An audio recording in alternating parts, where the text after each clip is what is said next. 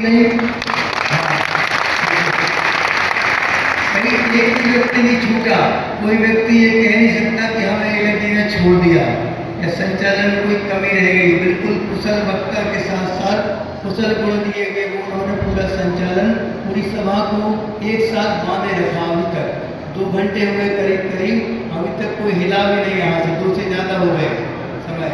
अब हमारी बारी आई है तो हम सोच रहे कि जो जिन्होंने डबल उपकार हमारे ऊपर किया, एक तो संसार मार्ग से हमें बचाया और दूसरा मोक्ष मार्ग में लगाया।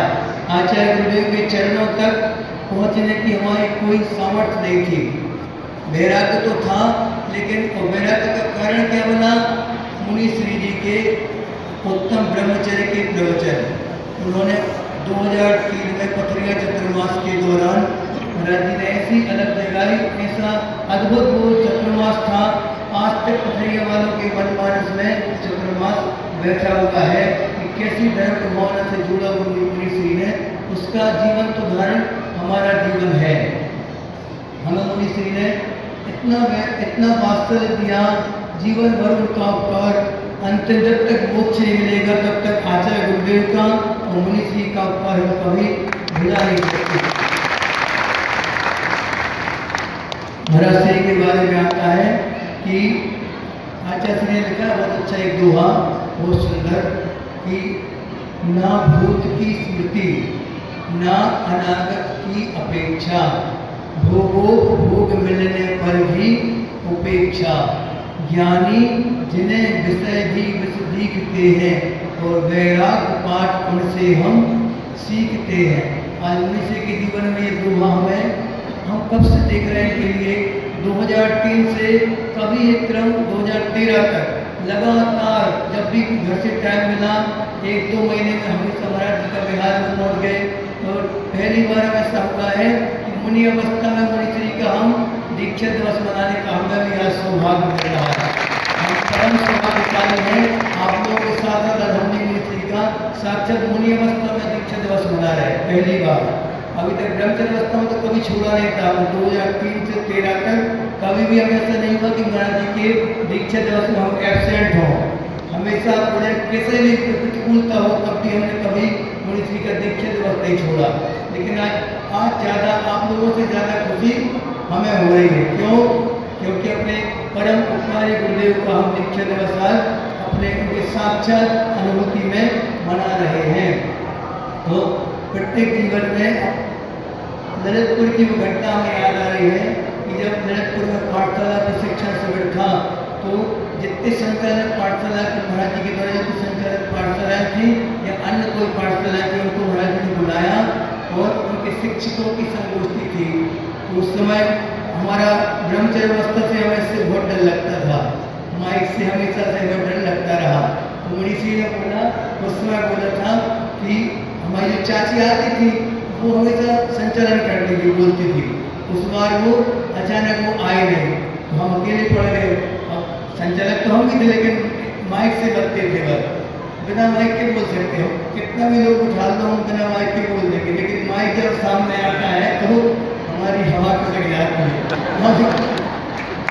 क्या महाराज जी ने बोला, महाराज जी ने कहा कि बोलना है बोल देना, जय बोल देना, और कितने पाठशाला संचालित करवाई, कितने बच्चे हैं और कैसे उसका संयोजन होता है सब बता रहे हैं। हमने कहा जी महाराज जी आपने हिम्मत बना दी, जा रहे मंच पे गए, माइक उठाया, महाराज जी की जय बोली, आचार्य जी की जय बोली और माइक रख के वापस आ गए। महाराज जी ने फिर भी कुछ नहीं, महाराज जी उत्साह बढ़ाया कि धीरे आ जाएगा, ध्यान रखो। वो उत्साह अभी तक याद रहता है, उत्साह प्रदान महाराज जी का। कैसे महाराज जी आपके संग में हम आ गए हैं। हम कुंडलपुर से आचार्य जी तो नहीं थे लेकिन आचार्य समाज सेकर जी ने महाराज जी के साथ हमें भूमिका बनाई। अब लगातार परिवर्तन के दौर से हमारा जीवन निकला है 4-5 साल में। जब से गुरु जी ने अपने आप से अलग किया है तब से 5 साल कंटिन्यू परिवर्तन के दौर से गुजर रहे हैं। लेकिन अब हम मुनि श्री की शरण में आ गए और हमें अब ये शरण छोड़ना नहीं है कभी भी। तो हम आपसे यही कहेंगे, शिष्य और भक्त में क्या अंतर है? हम भगत ने क्या एक लाइन में बताना शिष्य और भक्त में क्या अंतर है।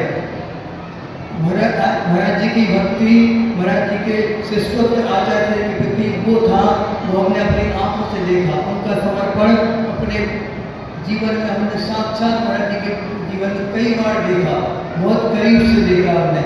उसके एक लाइन में आपको बता दें कि शिष्य और भक्त में अंतर क्या है। भक्त वो होता है जो गुरु को हमेशा याद करता है, लेकिन शिष्य वो होता है जिसे गुरु याद करते हैं। ये बहुत बड़ी बात होती है एक साधक के जीवन में। सबसे बड़ी बात ये होती है कि गुरु उसे अगर याद रखे तो वो हमेशा उसका कल्याण निश्चित है।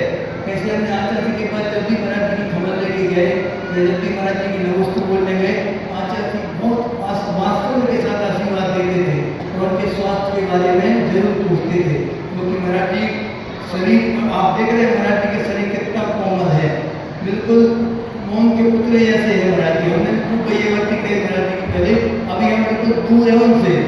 क्यों दूर है? क्योंकि हम उनको खोना नहीं चाहते। हमेशा महाराज जी के निकट रहना है। अगर राजा के निकट हमेशा रहना है तो दूरी बना के रखो। हम सबसे बोलते थे वाली बात कि अगर उनको खोना नहीं, हमेशा अपने जीवन में अंतिम श्वास तक उनको जीना है, उनके पास रहना है, तो फिर उनसे दूरी बना के रखो। पहले महाराज जी से हम बहुत खुले हुए थे, खूब हंसी मजाक करते थे, जैसे आप लोग करते ना कभी कोई बमचाई वगैरह करते, ऐसे हम भी पहले महाराज जी से बहुत ज़्यादा खुल के बात करते थे, हंसी मजाक खूब होता था। लेकिन अब हम जब संघ में आए तो हमने 2, 3, 4, 5 साल कार्य हो लेके अच्छे से अब हम उनसे दूर होना नहीं चाहते। इसलिए महाराज जी के हमेशा निकट है, उनकी